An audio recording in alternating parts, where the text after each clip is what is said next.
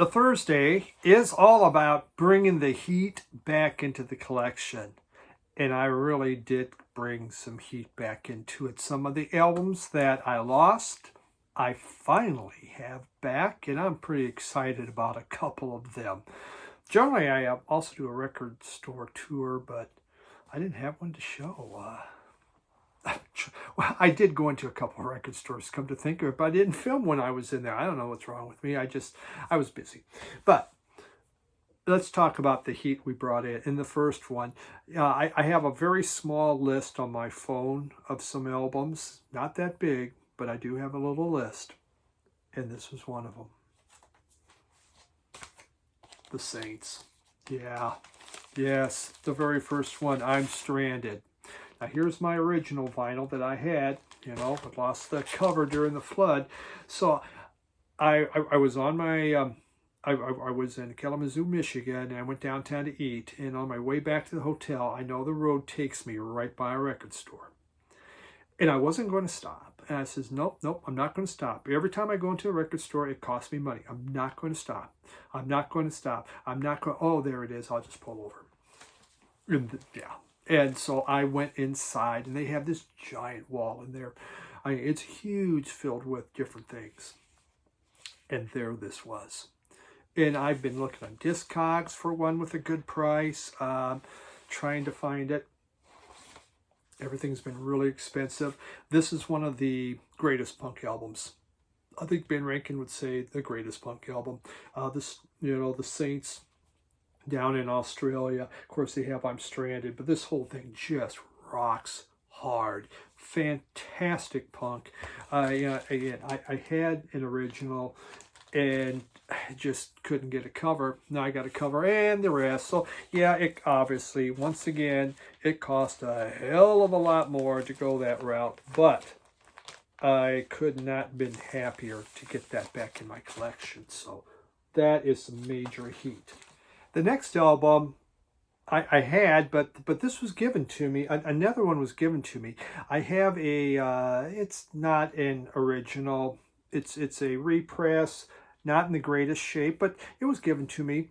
But, after the flood. But this was given to me by Mike Kowaleski. Mike, I hope I'm saying your last name right. I met him in Detroit this week, and Mike and I, we got together. We went to a record store in Detroit. Yeah, I went to 2 record stores. And then we went out to eat afterwards. And he gave me this album. He had an extra of these. He'd asked, would I be interested? And sure. This is a great Led Zeppelin album. And the one I had, I said the vinyl, has some pops and clicks and stuff like that. So I didn't have a really clean copy of this. So I'm really happy to get this. So Mike, big thank you for that. I really appreciate this. Thank you. Another one, some more heat. And I've been looking for this. And there it was. Diary of a Madman. Came into my local store. This thing comes into my local store and it just sells out right away. I can never grab a copy. Finally, I was able to get one. I'm not a big Ozzy fan. I don't have a lot of his stuff. I had just 2 albums of his, and this was one of them. This and Bark at the Moon. And after that, I just never bought any more of his albums. So really was happy to get this thing, to finally get it. This is my favorite Ozzy album. Again, well, who am I say? I didn't listen. I've only listened to really 2 of them, but Over the Mountain, Flying High Again's on here. Diary of a Madman. You Can't Kill Rock and Roll. Just so much good stuff. Truly excited to get this back in the collection. It was some heat that I have been missing, and a really hard album to get back in again. Then I had this, and this, another one I used to have, but this was given to me by Michael Christensen. And Michael Christensen and I, but this was a while back, we went out and we did some record shopping together, went out to eat. I tend to go out to eat a lot when I go record shopping. And this is one of the albums that he gave me. Actually, I think he sent this to me. Santana, Kasser, Von Sarai, however. But this is such a great Santana album. Really, the first 4 Santana albums I like a lot, just a ton. And I did not have this one back in my collection again. So I could not have been more excited to get this from Michael. So yeah, this is such a good Santana album. Just really, really great music on it. Nice artwork. Isn't that beautiful? Wow. Very, very nice. So thank you, Michael. I found this, so when I was with the other Mike, and we were in a record store doing that, Flipside Records down in Detroit, here this was. Now, there was a sealed copy of one, and then Mike's looking in the used bin and goes, well, look at this, $15 less. A used copy, and this is an original, came out in 2006. This is the Decemberists, and it's Crane's Wife. When this CD came out, I was over the moon with it. I played it constantly so much. I adored this CD. I just the music was so wonderful. It's a concept about a tale of the Crane's Wife, and it is a folklore tale. But the music's beautiful, and kind of prog. In fact, I liked it so much, I had the box set I bought, and it was a 5-album box set. So I saved the albums from it because it was such a great album. So I have the vinyl for 2 of them here. Now, I can tuck into here. But I have to get that vinyl cleaned a little bit better. But this was a wonderful album from the Decemberists, and it goes all over musically speaking. They do a lot of different things. It's really kind of complex music that they're playing, and a lot of different time changes and feelings. Very, very good album. This is such an exciting album to me, and I just couldn't be more delighted to get it. I've listened to some other Decemberists albums.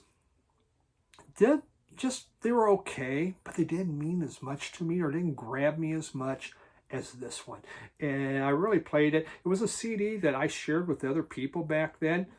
They went out and bought it. Everyone was really, really liking this thing. So great to have that back. Then there was this. I think this came into my... no, I found this at some bin. Oh, I found this in Detroit. Lana Del Rey, NFR, and that's Norman fucking Rockwell. This might be her best-selling album. The critics really, really liked it. I used to have it. I do like Lana Del Rey. I am a fan of hers, though she's tending to put out, making sure her music is super expensive, and putting out so many variations of it and stuff. I mean, kind of crazy what her marketing department's doing. But hey, people are buying it. Does it really matter? I'm making the money. What the hey? But this again, she has one of those beautiful, kind of a low, sultry type voice. It's very mystical, very mysterious, I guess would be a better word, with her music. And probably most of you have heard her. I've been buying her stuff since the beginning. Lately, I've been a little, it's really gotten slow. I mean, there were a few kind of little faster songs, and a little faster means just a little bit better than like she's on cough syrup.